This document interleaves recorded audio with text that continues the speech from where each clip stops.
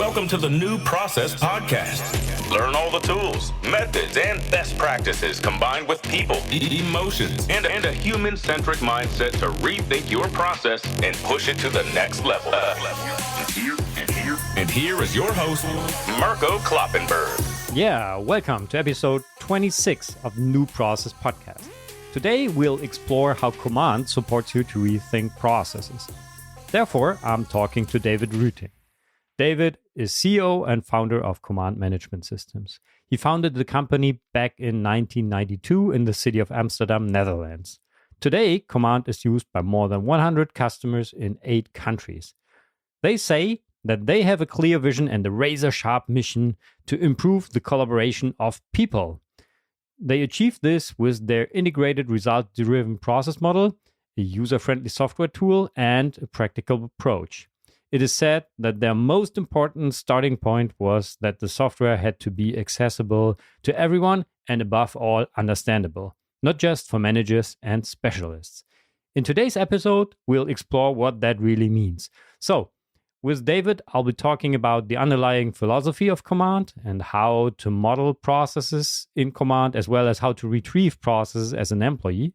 David will also explain how Comm'ant supports you to design cooperation in and on the process to meet people's needs, as well as how to involve people in the process into the work on the process. In addition, David provides a comprehensive outlook onto the BPM tool market and explains what's on Comm'ant's roadmap. We'll also explore the pricing model and how you can test it. So, enjoy the interview with David Ruting. And now, let's start to rethink processes. Yeah, welcome to the New Process Podcast, David. It's great to have you here to learn more about Comm'ant today. Thank you, Mirko. It's a pleasure to be with you and have a good conversation. I love it. Yeah, cool. Then let's dive right into it. And as always, my first check-in question is, what do you prefer in an aircraft, aisle or window seat? Well, to be honest, I prefer the window seat because I like to look out of the window and have a clear vision on a beautiful sky. It's dreaming away. Yeah, that's nice. That's super nice. And what is your favorite airport? Oh, I really had to think about it because for already quite some time, I haven't used airplanes. In our work, we're very much used to Skype and WebEx, and today it's Teams, of course, and Zoom. But I used to go to New York quite often. And then even though the Kennedy airport is quite a messy airport, it always felt like coming home. Okay. So yeah. I go for Kennedy Airport. Okay, that's cool. Ah, nice. I would love to go there again soon, but no plans right now. Cool. Okay. Perfect. So what was the best process you have ever experienced? Well, depends a little bit on how you determine the word process and what you think of it. But if you think in terms of a system process, like automated services, I'm really impressed all the time with what the web shops are providing me in service. That is a digitalized process, of course. And the speed with which they do accurate work and deliver it next door the next day, that's seamless, it's swift, it's accurate. That's really a wow experience. So there's multiple websites that I do shoppings and I'm really impressed very often. The other part of process that I would think of is the people's process, where you more talk about the collaboration of people instead of the automated systems that are doing the process. And there I was thinking of a recent experience with a large construction company where about 1,400 people were orchestrated to collaborate based on process agreements. And well, I know this because Comm'ant was there to support this organization. And it's actually not one organization. It was a virtual organization of 4 large companies, 2 out of Germany and 2 out of the Netherlands, to build a large construction work with roads and bridges for the infrastructure from Schiphol to Amsterdam. Okay, yeah, that's super fascinating as soon as a process goes beyond the borders of one organizational unit. Yeah, that's cool. It's like a hive of ants. I will tell the story about the ants later on. It's like a hive of ants, and where you first impression think it's chaos, they actually work according to patterns. Yeah, okay, cool. Perfect. And now we already touched the topic of process, but how would you describe your relationship to processes? Yeah, that's a good one as well. Actually, if I think of process, I think of relationship. That's funny maybe because it's the same word as you state in your question.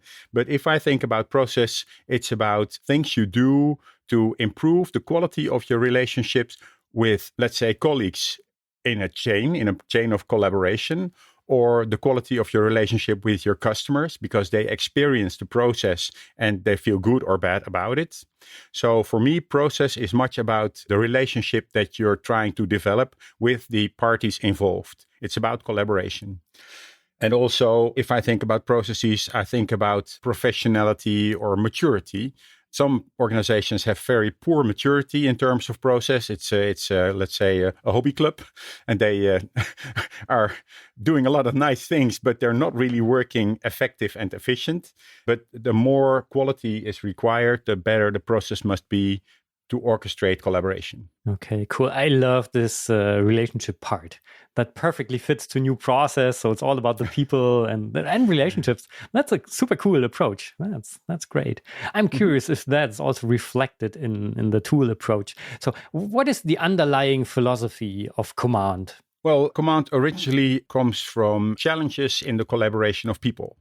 My personal experience in that is over years ago, where we had to support people from, let's say, commercial roles, administrative roles, and IT roles. And they were all talking about the same activity, but they all had different opinions of what was taking place. And once we tried to depict the process that they were jointly executing, they came to the insights that they were having different opinions or different ideas of what this process actually was. So the underlying philosophy is, first of all, to create a common language so that everybody understands how the work is organized. And secondly, so that you're able to identify the essence of this collaboration of the work process.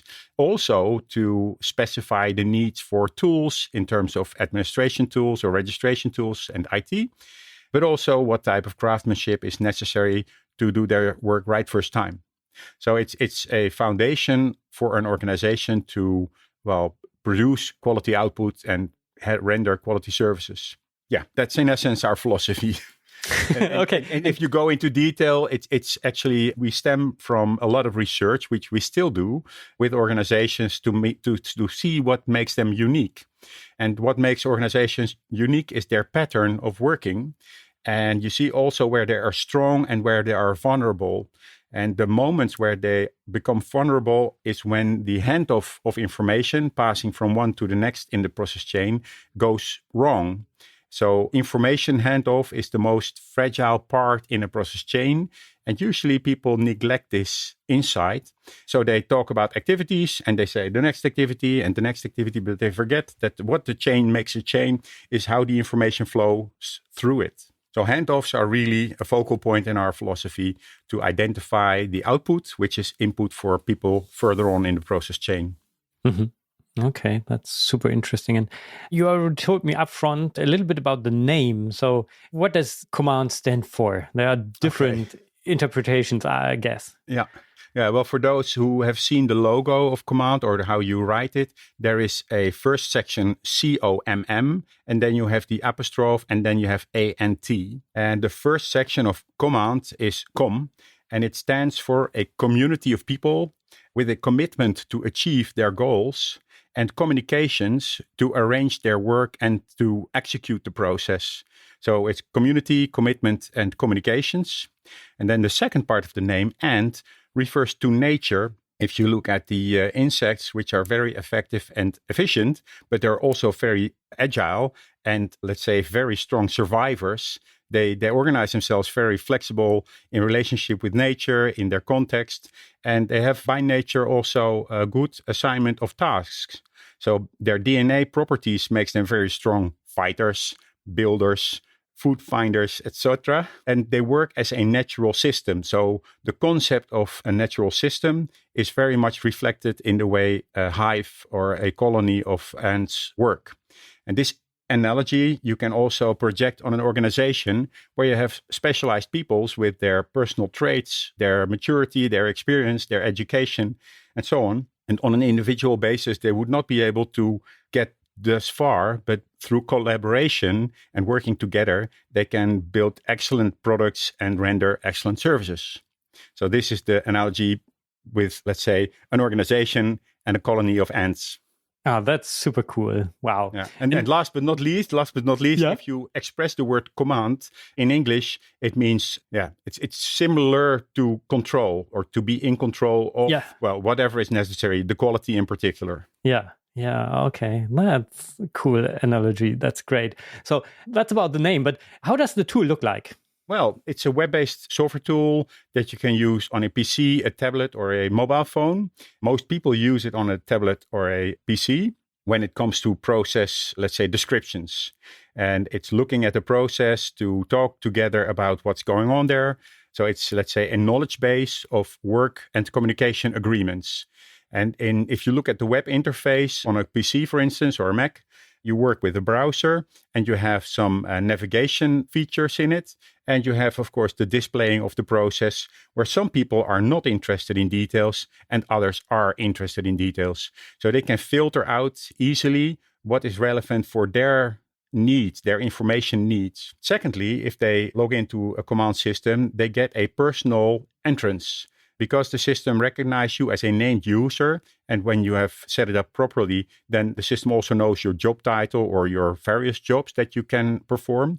And then from this job perspective, you can easily access the information that is related to that job.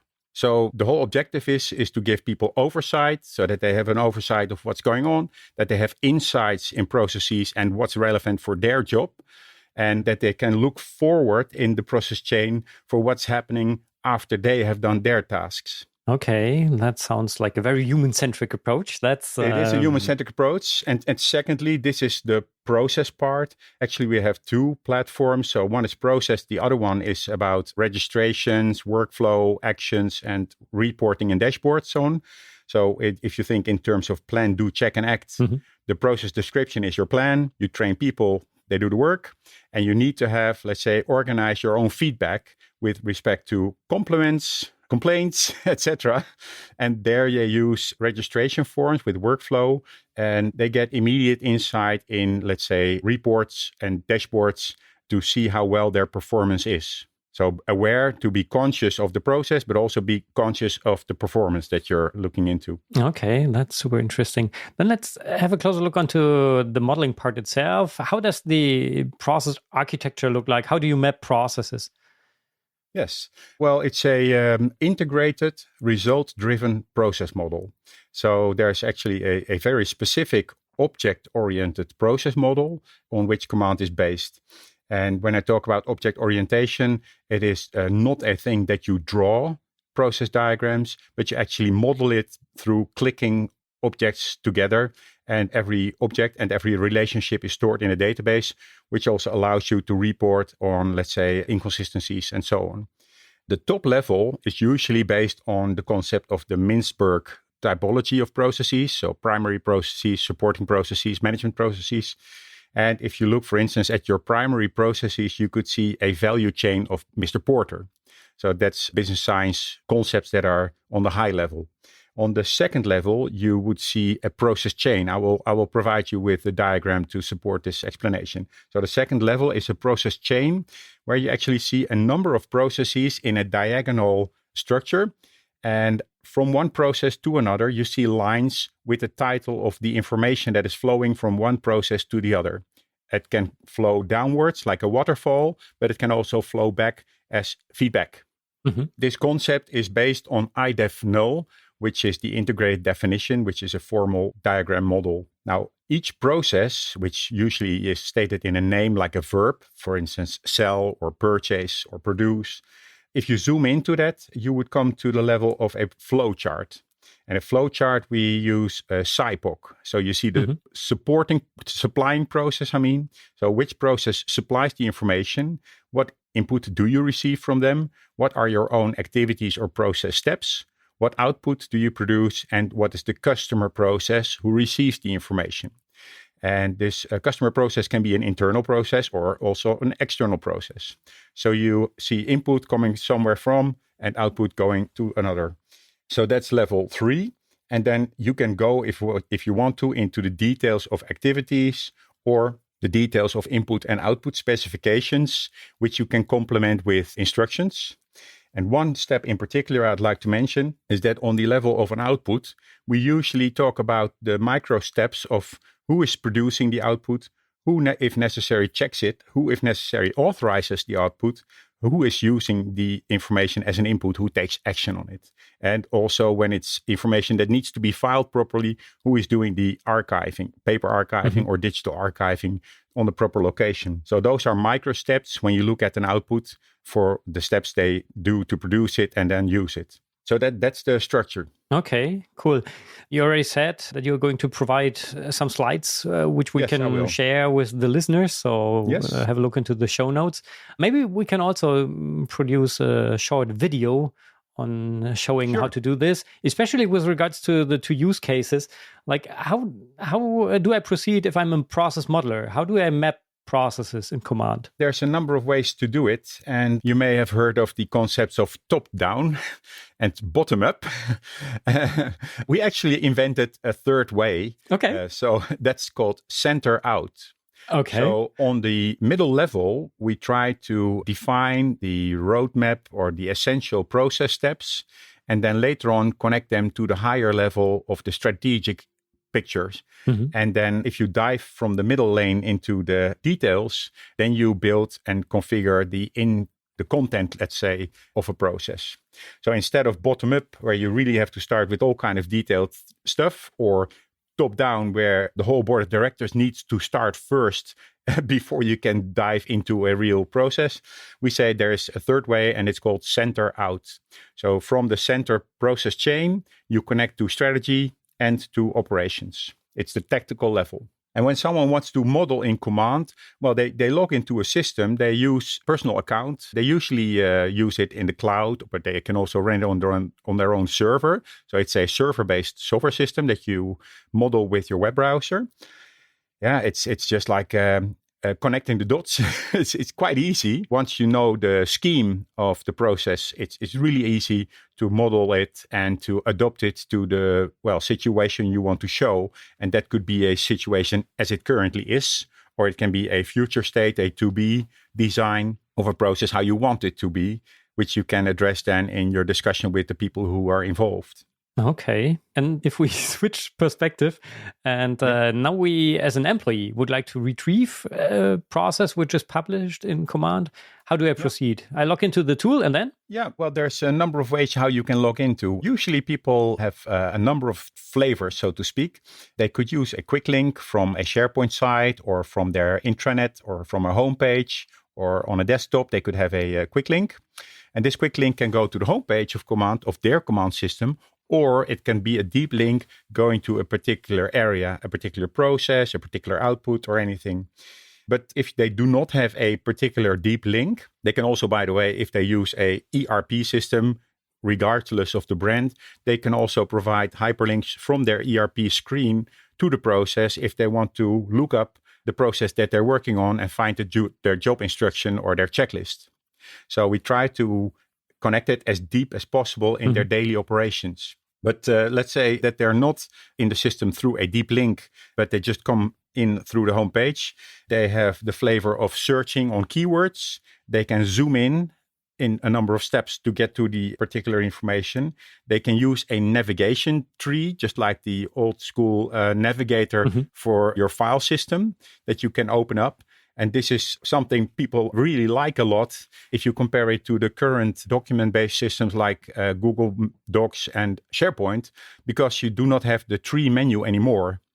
People really miss the tree menu because it helps their brain to structure from large to smaller segments. And last but not least, people also have their personal access page, which provides them their job-related information right at first hand. So instead of looking, they find all the information that they need to do, for instance, the job as a purchaser or a planner and so on.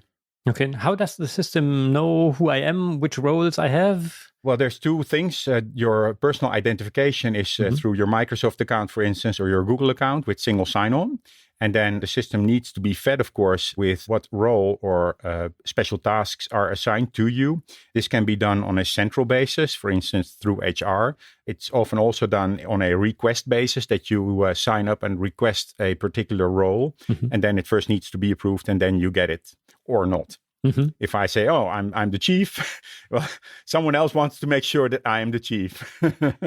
Give me all the roles. And actually, from the perspective of information, Comm'ant is very much about transparency. So I see processes where my chief is working on, and maybe I can help him or learn so I can grow, and maybe in due time I'll be the chief. Depending, of course, of the content that you put into it, it's a transparent system where processes are open to view. Okay, so transparency is a good keyword, leading us to the new process principles. And there, I would be super interested in learning more on how does Comm'ant support to design cooperation in and on the process to meet people's needs? Yes, well, that's a good question, because if I sit silently in my chamber designing the process and say, "Ta-da, here is your process, now you do it," and then you'll probably have a lot of people that walk away and say, "Well, great, David, you're the man of the process and we are the people of the real work. Good luck." Yeah. So the sooner I involve people with expertise who have opinions, strong opinions maybe, about how the work should be organized, the sooner I involve them, the better. Comm'ant is, of course, very flexible, but when it comes to involving people, we train them, we guide them to learn what best practices are. And we initially start with live sessions with people. It can be through Teams, but preferably real life sessions in a workshop. And they use things like process model canvas, which is a big paper sheets with stickers and markers to, let's say, do inventory of what elements are necessary in this process. And we have a certain design pattern in how we start. We say, begin with the end in mind. What's the end of a process? It's a happy customer of the process. What does she receive in terms of information and perhaps of goods? And then you work your way back to eventually construct the elements that are necessary in the process. So this is usually a live session. And then the session is supported by someone we call a process developer. It's a modeler, so to speak.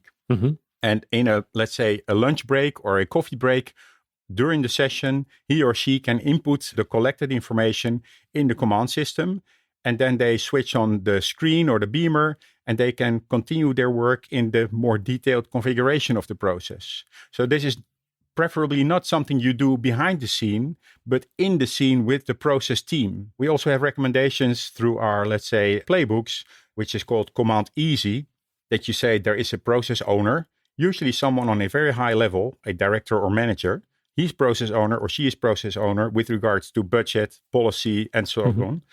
And then he or she is requested to assign process experts, people who know by heart and trade the contents of the process. And this team is supported by a process developer who more knows about, let's say, the structuring of information that eventually is put into the Comm'ant system as a model. And he or she also supports the process team in a number of stages. One of them is, of course, the design stage. Then you have validation against standards. Is it valid for all the standards that you put in there, all your requirements? Number 2 is the verification of executability. Can you execute this process in a realistic way, or is it too burdensome? And if both are okay, then the process owner is asked to approve it, to authorize the process. And then the other section of work starts. You have to train people and help them practice to become experienced workers who support their collaboration with this process agreement. Okay, so these different approval steps are also part of the workflow in the tool, right? Yes. Yeah, okay, cool. Yeah, once the process is, let's say, authorized and people are trained and they're doing their work in the, let's say, the early life support stage, you want to have, let's say, weekly contact with people to ask how things go. And if things do not go well, find out, analyze, support, and solve. And train where necessary. Additional training sometimes is needed. Then the processes, groups of processes are, let's say, put in a schedule for periodic evaluation. So every 6 months, you evaluate your processes and all the feedback that you have received. And when you have certification, then let's say each half year you do an evaluation and the other half year you do a process audit and ask them to make the formal audit report on the process, which is needed for your management review. Okay, so now the process designed, it's published, it's live. And is there more to involve the people in the process, into the work on the process then? Yes, essentially, because, well, we are convinced that the best ideas on improving a process is in the field, because they do the real work, they experience the real successes, but also the real burden when things are not really fit for purpose. So if you involve them in the stage of process verification, right before you authorize it, you already get your first feedback. Secondly, in the early life support of a new process that you have designed and implemented, you ask people, how are things going? You are interested to hear their view, their experience, and you need to be sensitive and really try to pick up the details of what goes well and what needs to be improved. So here you start with, let's say, continuous improvement, initially on a high frequent basis, but then secondly on a bi-yearly basis to go around the fields and ask people their experience. On the other hand, you also have, let's say, spontaneous ideas or spontaneous problems. So Comm'ant has, apart from the process side, also the registration part, which allows people to click on a button and make a compliment, a complaint, an event. They can give notice of things that are going different from what they expected. And if you keep this form simple and then call them or meet them, visit them, and then ask the root cause analysis question, why, how, they start to become more and more owner of their process as well, to contribute to its well-being, because it's in their interest as well that the process is working fine.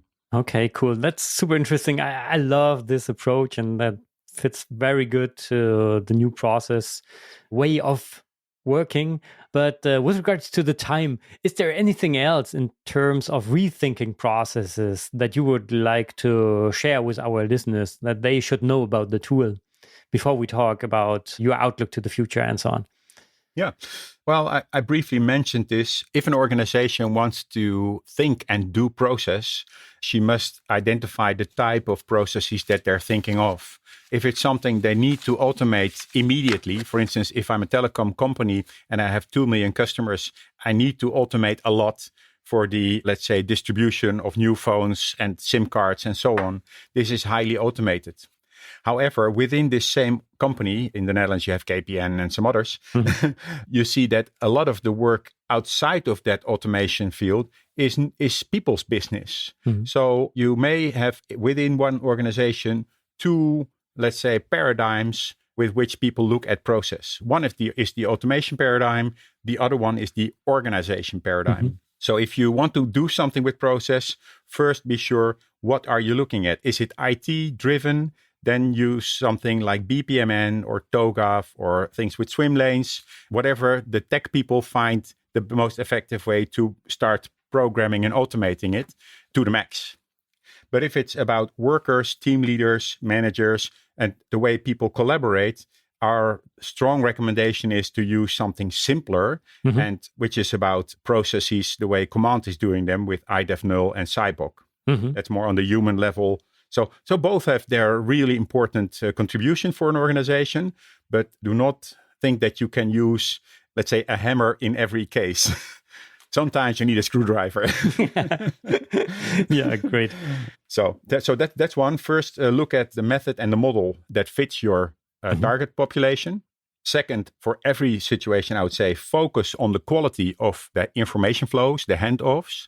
Because people are too much oriented on activities, please look at the information flow and make sure that the quality is good. And when you design a process, please begin with the end in mind, which is a happy customer. A raving fan customer tells you everything you need to know. What is the minimum viable process? Keep it simple, keep it to the minimum, less is more. The last thing I had is leave room for professionals to anticipate in the best way of working. If you program your process too much in detail, you take away creativity and professional flexibility, which people need to anticipate in some occasions to make it flexible and work. If you're too tight and like a doctrine force people to do micro steps, you see that they burn out. Those are my 4 recommendations. Yeah, cool. That's good to know. I fully agree to what you said. That's super cool. Thanks for sharing these. So let's have a look into the future. So what trends do you see in the BPM tool market coming up right now for the next years? Okay, that's an interesting thing. Recently, I looked back at Gartner reports, a Gartner report of 2 years ago, actually. I have it somewhere in my stash. But I was shocked to read about that BPMN or BPM systems would have a objective to create, let's say, unstable processes on purpose. Okay. Unstable processes on purpose. And I was discussing it with some professional colleagues, and they say, yeah, well, maybe this is to do with flexibility. I said, yeah, but instability? So I need to research more who made the statement and ask them some more to explain about it. But if I look at let's say, the coming years, first of all, there is not one single market. Mm-hmm. As briefly explained before, there's a number of markets, and some are highly oriented on automation. Others are more on organizational improvement and quality and so on. So I would distinguish these two. And with regards to the tools for further automation, my expectation is they will continue to develop and they become a commodity.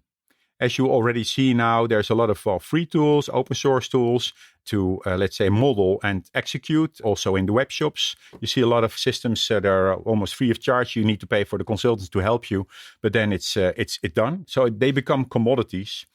And the question is how providers or the manufacturers of these tools then make income. Most of them will do this with income from professional services of consultancy. And whether this is good or not, the quality is, of course, to be decided or determined by the customer who's asking them for help. If you think of this as a market, then good references will distinguish the good guys from, let's say, the lesser good guys. And I always hope that people are aware of what quality is, also in terms of delivering consultancy and services. Because there's, let's say, an imbalance. Some goes for as much hours as they can, where for the customer, that's not a success. So that's about the future of automation. And of course, machine learning in the routing of transactions will take a big role. So robot process automation in combination with machine learning, let's say self-steering transaction systems that are learning based on a neuropath analysis. Mm-hmm. Well, this is more complex. I'm into this, but neuropath analysis is a sort of process mining on the fly. So the system is constantly looking into the analysis of all the transactions taking place and then automatically redirecting transactions for further automation if it looks that it got stuck. So that's self-steering systems that manage their workflow themselves. This is high tech. This is specialized stuff. Yeah, but super interesting. Thank you. On the other side, I also expect things to see with business process management concepts where platforms will arise to configure and support temporary, highly flexible virtual workforces. So if there is an assignment from a big company to say, okay, go build this bridge, then you see a lot of experts flying in from all kinds of areas, and they collaborate live, but also online to do the job. And to support this type of collaboration requires a new vision on BPM modeling, supporting, and so on. We are working on that field in some research projects to support, let's say, highly flexible virtual workforces. I expect this to become apparent in the coming 2 years. Mm-hmm. There's another thing. We also work for companies in high-tech industry where behind the scene, you come to the notice that the way they work together is low-tech.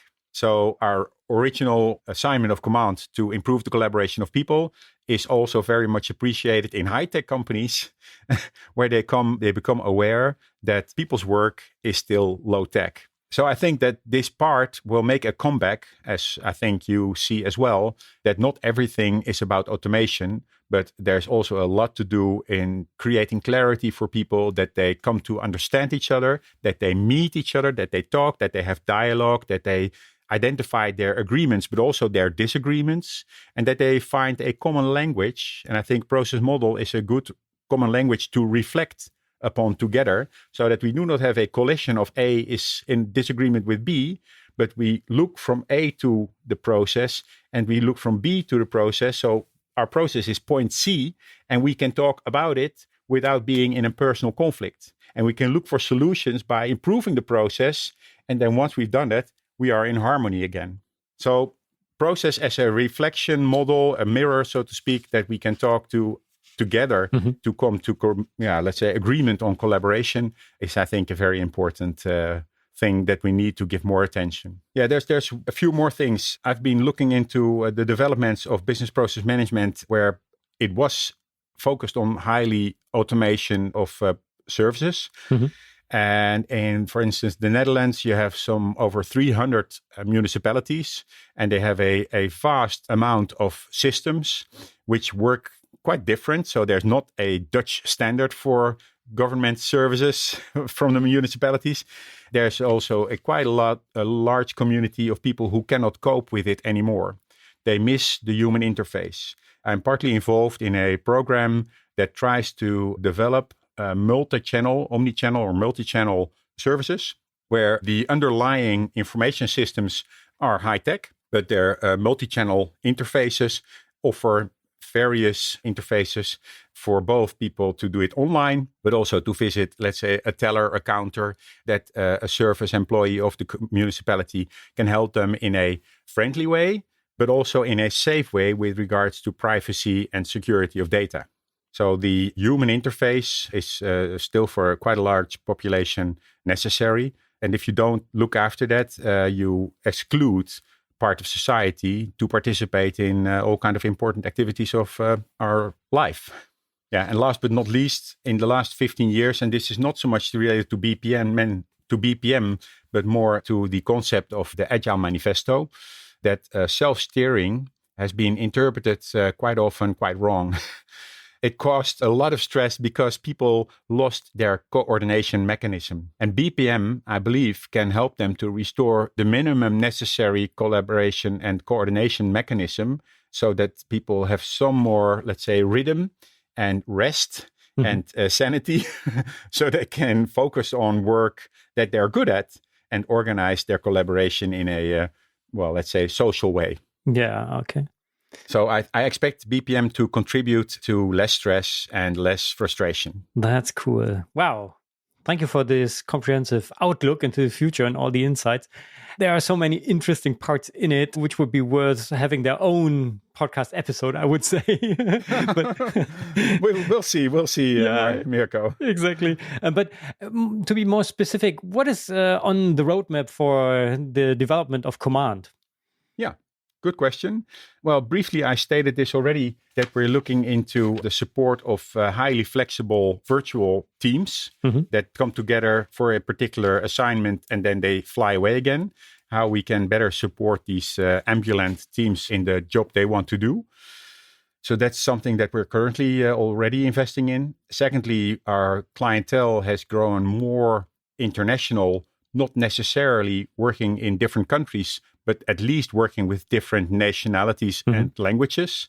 Since end of last year, we introduced the integration of DeepL translation in Comm'ant. So if people design their process, they make their process description, their instructions and so on and so forth, they can do this in their core language. And usually they choose English. But now they have the possibility to automatically translate the content to up to 19 languages, which are provided through DeepL.com. And it's on the fly, and it, of course, will give a marker. This is an automated translation, and it's not authorized. But you can authorize this by, let's say, a native speaker who will check the English against that language, and then they can approve it. But you can provide it as well as is, and then it says, okay, this is an automated translation. For the original, please revert back to the English. But it helps so much. Even in the Netherlands, or in your country as well, if people from Italy come and work in Germany and they have to read things in German and they do not master the language completely, it helps them so much to read the Italian edition and say, now I understand. But they learn your language as well. So they learn your core language because they see it side by side.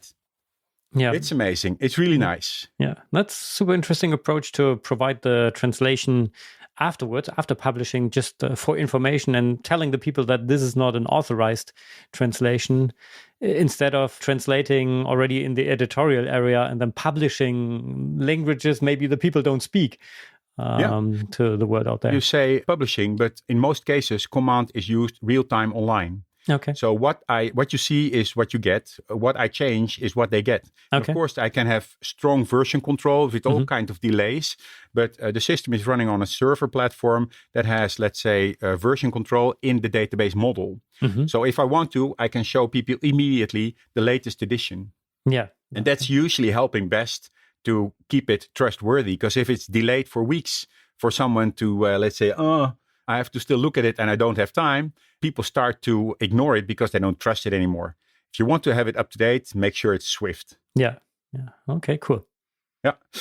Furthermore, we have been and will be in the harmonization of processes. So reducing complexity, managing risk, assuring quality, make it more personal. So we already have a system that is very personal because it gives you the insights. You can have personal favorites, your job-related information right first time. But to make it even more personal so that it becomes a good companion for all workers in the organization.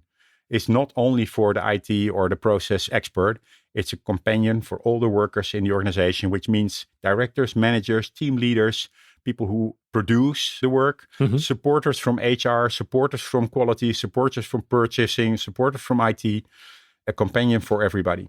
Okay, cool. Now, we heard a lot about the tool, but what about the price? So what is the pricing model you are using there? And to be more specific, imagine what would a company have to pay with about 1,000 employees on the one hand side, as well as a startup with just 50 employees? Yeah, it's a good question. I prepared this through our license calculator. We have a license calculator. So Comm'ant prices are based on, let's say, the licenses for process and for forms. So we have the process design and we have the forms for execution. So there's a server license for each. You have developers and you have users. And if I come to, there's also a volume discount. So in an average case of a company with 1,000 employees, the price would be €6 per user per month. Okay. And with a smaller size company, the 50 employees, the volume discount does not contribute that much, but then your price would be around €15 per user per month. Okay. Yeah, that's good for orientation. Cool. Yeah. Thank you very much for these insights. And now, if our listeners say, I have to have a closer look onto Comm'ant, where can they learn more? Can they test the tool? I'll tell you. First of all, there's the website comm'ant.com, or if you want to, www.comm'ant.com. It's there in English, it's there in Dutch. You can look and preview already information. You can request a demo. We do online demos. So with the personal touch to get to know people and to hear what their interest is about, what type of problems they want to solve. And sometimes it's a simple thing. And in other cases, it's high complex stuff. So we like to learn as well from customers or interested parties what they look for so that we learn as well. We also offer pilots where, let's say, there's a half a day skills training, which is paid, which is €595 for a half day's skills training. But then you get the software for a month to try. Well, of course, when you have access to the system, you have access to a large hive of help documentation. And we're currently releasing the first sections of a new e-learning platform with video instructions and quizzes and assignments to test yourself so that people are less dependent on our team to support them with their needs for training. Okay, cool. Yeah. We'll put all the links into the show notes so it's easy for our listeners to find more about Comm'ant. Yeah. Yeah, we already reached the end of the episode, the end of this flight. Is there anything else before we leave the aircraft you would like to share with our listeners? Always look at it from a people's perspective. An organization starts with people and it ends with people. And there's a lot of high-tech and low-tech stuff for us to, let's say, produce our services and products and collaborate together as professionals. And if you look at the interest of the various stakeholders, you're contributing to a better world. So that's what I would give people with their future. Yeah, cool. Thank you, David. And now, before leaving the aircraft, how would you describe your flight experience with just 3 words? To answer your question, how did I experience this flight? First of all, it was very pleasant, Mirko, to meet you, not live, but online. We've been chatting already for some while, and I'm really glad it was a very pleasant flight. It was inviting to express more of, our inner emotions even about why we do this, and also challenging. Because it's deep questions that you ask, so we had to think deep in giving you good answers. I thank you very much. Yeah, thank you so much. I think you made it pretty good. As already said, we're going to provide the links in the show notes, so it's easy for the listeners to learn more about Comm'ant. Okay. So, David, thank you so much for being my guest, and I'm looking forward for further possibilities for cooperation. So have a great day. Okay. Bye-bye. Thank you, Mirko. Bye-bye. Let's recap today's new process inspiration. Yeah, I hope you enjoyed this super interesting interview with David Ruting as much as I did. We'll definitely put the video and additional information into the show notes, so don't miss to check out the show notes for these. And yeah, summing it up, I really love David's perspective that processes are all about relationships. So that's 100% new process, and that's super cool. It's super interesting. So feel free to contact David to check out Comm'ant on your own. To provide you an outlook, I'm super busy at the moment in some consulting projects, helping organizations to implement a human-centric BPM framework, which really inspires people for processes. That's why I'm going to stick to the bi-weekly publishing schedule here. I'm still exploring all the different BPM tools, and there are more tool episodes coming up in the future, but at least I'm planning to have something like an intermediate conclusion after 1 year of starting my search for a human-centric BPM tool. So there I'm already preparing something really interesting with a guest, and there will also be more expert interviews coming up in the future. So a lot of things to explore. Just stay tuned and be curious what is coming up. For now, thank you very much for listening. Have a great day. Bye-bye und auf Wiedersehen. You've been listening to the New Process Podcast. Make sure to subscribe so you don't miss the next episode for more tools, methods, and best practices to rethink your process and push it to the next level. Thank you for listening. Before you leave, just a quick question. As I already said, I'm still searching for a human-centric BPM tool, and I would like to know if there is another tool out there which I should invite to the podcast. So if you're missing something up to now, feel free to send me your recommendation to mirko@newprocesslab.com. Thank you very much. Bye-bye.